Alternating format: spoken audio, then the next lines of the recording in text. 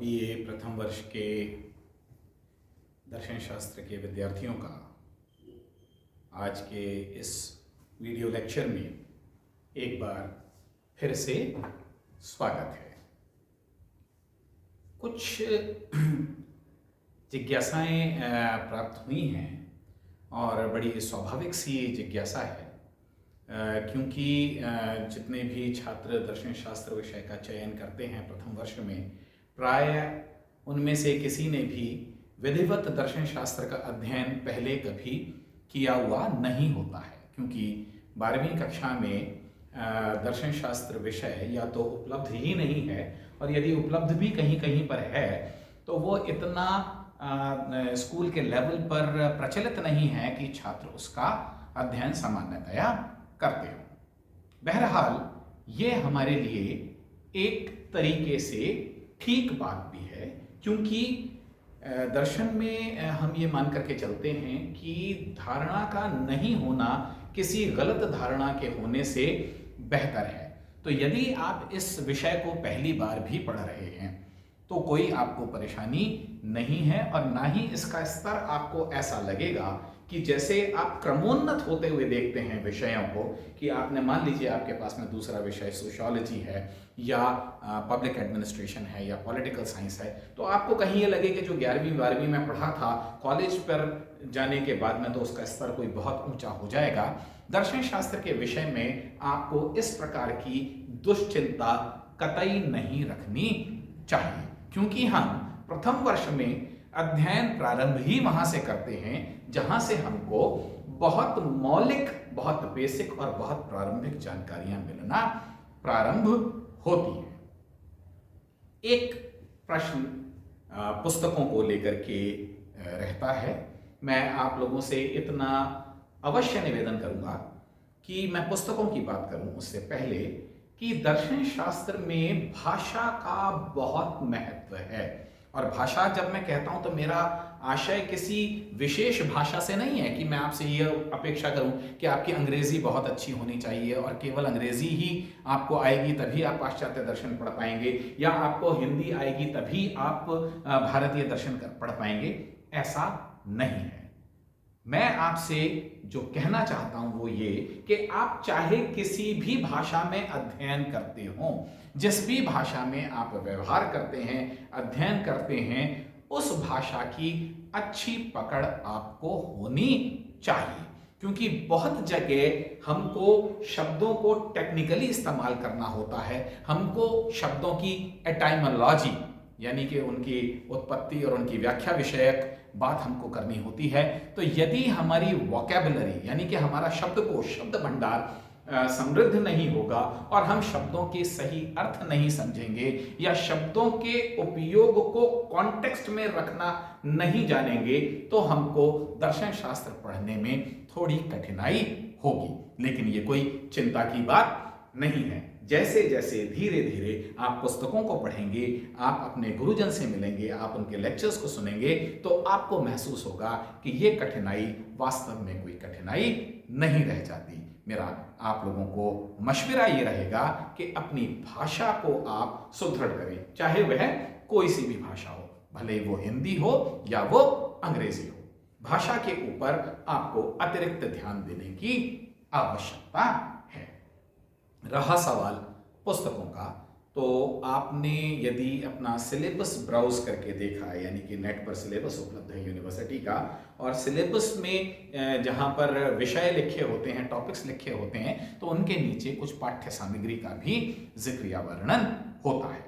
आपके लिए जो उपयोगी पुस्तकें हैं उनमें से एक तो है प्रोफेसर दयाकृष्ण की राजस्थान हिंदी ग्रंथ अकादमी द्वारा प्रकाशित पाश्चात्य दर्शन की पुस्तक। वो उसके वॉल्यूम्स हैं, और आप वो तीनों ही ले लें, वो ज़्यादा अच्छा है, क्योंकि आपको पाश्चात्य से लेकर के, और जब आप बीए में पढ़ेंगे तो बहुत आगे तक दर्शन का अध्ययन करना होगा।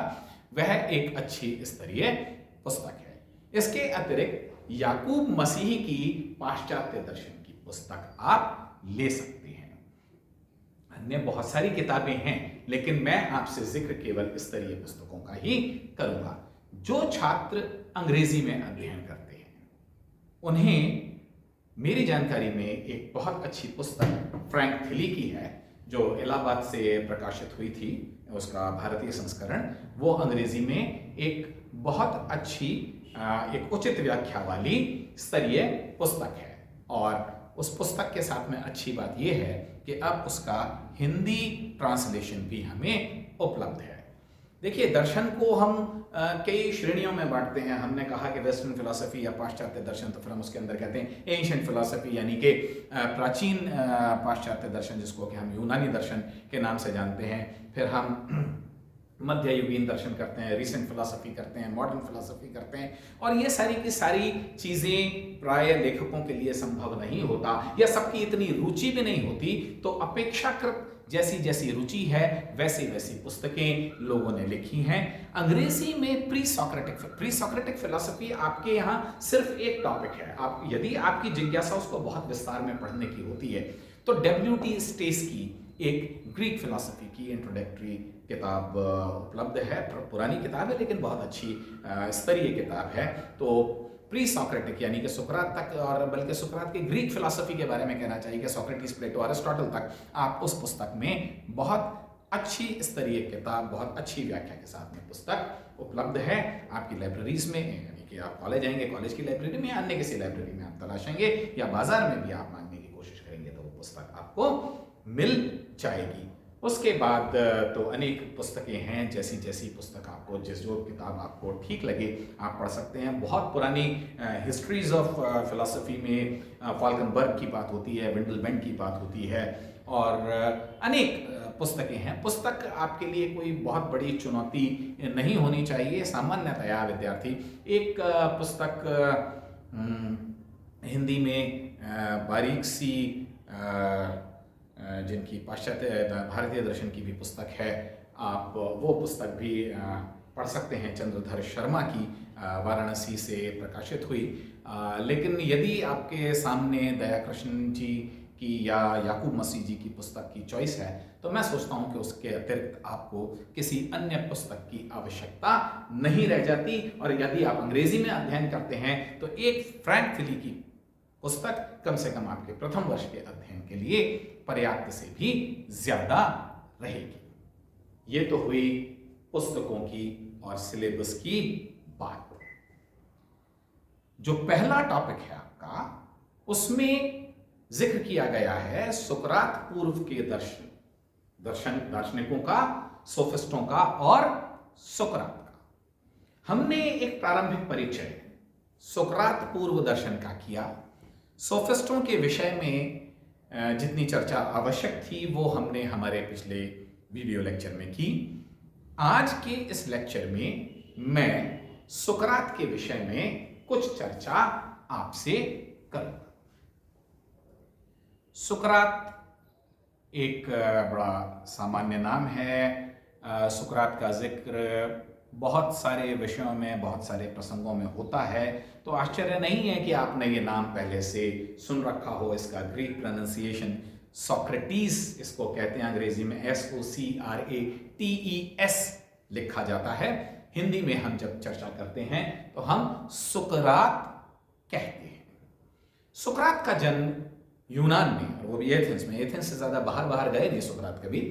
तो ईसा से 469 BC, 469 साल पहले यूनान में हुआ था। सुकरात, जो और दार्शनिकों की आपने बात की, मैंने सोफिस्ट्स की भी बात आपसे की, और उससे पहले के प्री सोक्रेटिक फिलोसोफर्स की बात की, जिनके बारे में हमको ये चर्चा मिलती है कि उनका लिखा हुआ, उनके द्वारा उत्पन्न की गई कुछ पाठ्य सामग्री या कुछ फिलोसॉफिकल डिस्कोर्सेस हैं जिनके रिकॉर्ड्स हमको मिलते हैं, जिनके रेफरेंसेस हमको मिलते हैं। लेकिन सुकरात के विषय में एक कयास लगाया जाता है, और इस कयास को कई बार ठीक प्रकार से नहीं रखने के कारणवश लोग बाग कहते हैं कि सुकरात एक अनपढ़ व्यक्ति था। ये अनपढ़ कहना कुछ ज्यादा सख्त बात होगी।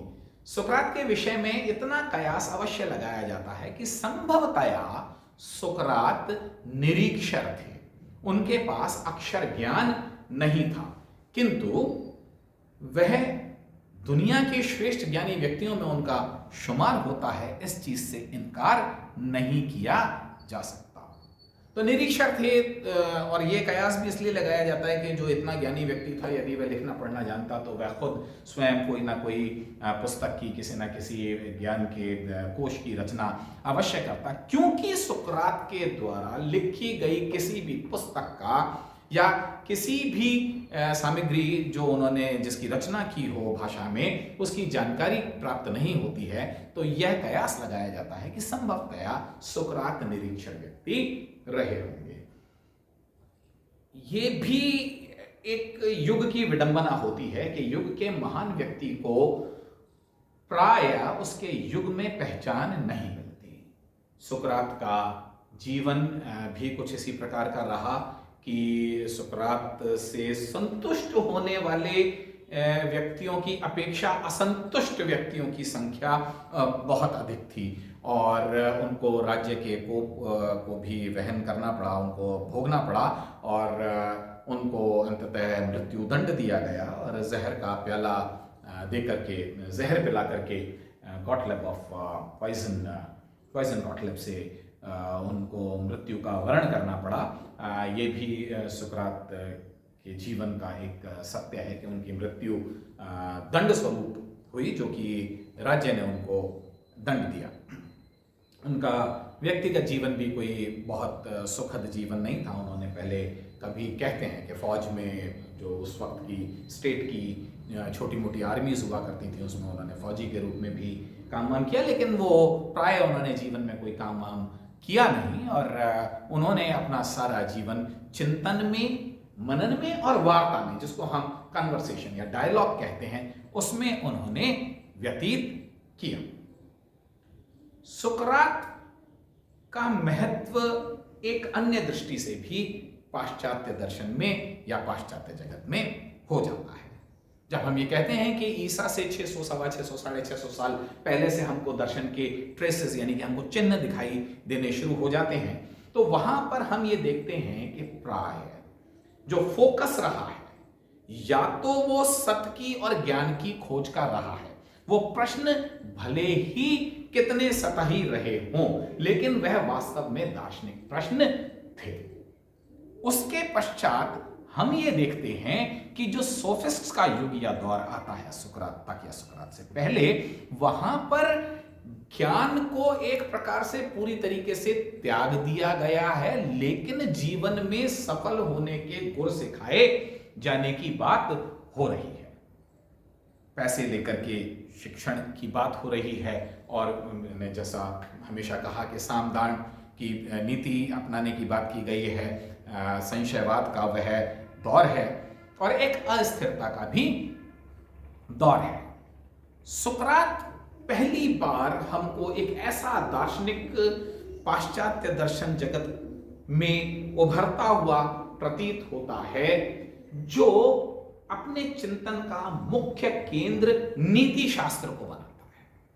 देखिए, अब वो मेटाफिजिक्स की यानी कि तत्व मीमांसा की बात नहीं कर रहा है, उसका प्रमुख फोकस ज्ञान मीमांसा भी नहीं है। हम ये देखेंगे कि सुकरात के चिंतन से, सुकरात की वार्ताओं से, सुकरात ने जिस प्रकार से अपना जीवन जिया उससे, या जिस प्रकार से उसने बातचीत को आगे बढ़ाया या ज्ञान की और परामर्श की बातें की, उससे हम एक ज्ञान मीमांसा का निर्माण कर सकते हैं। लेकिन सुकरात का मुख्य ध्येय कोई तत्व मीमांसा या कोई ज्ञान मीमांसा नहीं थी। तत्व मीमांसा जहां पर an inquiry into the origin of the being, तत्व के उद्गम को लेकर के, तत्व की उत्पत्ति या स्वरूप को लेकर के जहां बात की जाती है, हम उसको तत्व मीमांसा कहते हैं। जहां पर ज्ञान विषय प्रश्न उठाए जाते हैं, जैसे कि ज्ञान क्या होता है, ज्ञान का उद्भव कैसे होता है, ज्ञान कैसे प्राप्त होता है, ज्ञान प्राप्त करने के साधन क्या हैं, वैध ज्ञान क्या होता है, क्या ज्ञान संभव है अथवा नहीं है, ये सारे के सारे प्रश्न हम ज्ञान मीमांसा में उठाते हैं। नीति मीमांसा में हम नीति विषयक प्रश्न उठाते हैं। मुझे क्या करना चाहिए, मनुष्य को क्या करना चाहिए, उचित का, अनुचित का, गुण का, अवगुण का, दुर्गुण का, ये सारी बातें जहां पर जो मनुष्य के कर्मों के चयन को लेकर के जितने भी प्रश्न और प्रसंग उत्पन्न होते हैं उन्हें हम नीति मीमांसीय प्रश्न या नीति दर्शन के अंतर्गत रखते हैं।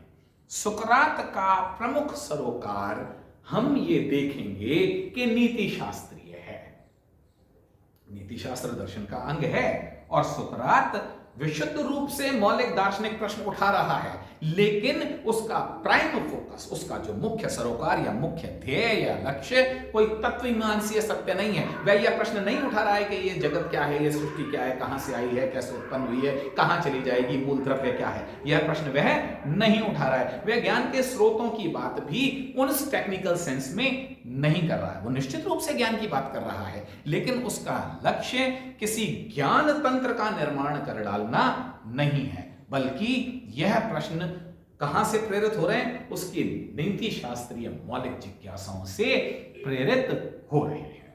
तो सुकरात के विषय में एक महत्वपूर्ण बात यह कि सुकरात पिवोटल का मतलब एक धुरी है, जहां से हम ये देखते हैं कि जो दर्शन को एक नई दिशा देता है। और उसके बाद के जो प्रमुख यूनानी दार्शनिक हैं, सुकरात का शिष्य प्लेटो था, प्लेटो का शिष्य अरस्तु था, और हम इन तीनों ही दार्शनिकों का अध्ययन वर्च्यू एथिसिस्ट्स के रूप में, सद्गुण नीति शास्त्रियों के रूप में करते हैं। सद्गुण नीति शास्त्र क्या होता है, हम सुकरात से बात शुरू करेंगे और कम से कम यह चर्चा हमारी अरिस्टोटल, जिसको कि हम अरस्तु कहते हैं, वहां तक जाएगी। लेकिन सुकरात पहली बार एक दिशा निश्चित कर रहा है, एक दिशा निर्देशित कर रहा है, जहां से हम ये देखते हैं कि नीति शास्त्रीय प्रश्न आगामी यूनानी दर्शन में प्रमुख प्रश्न हो जाता है और उसके अनुरूप तत्व मीमांसाएं और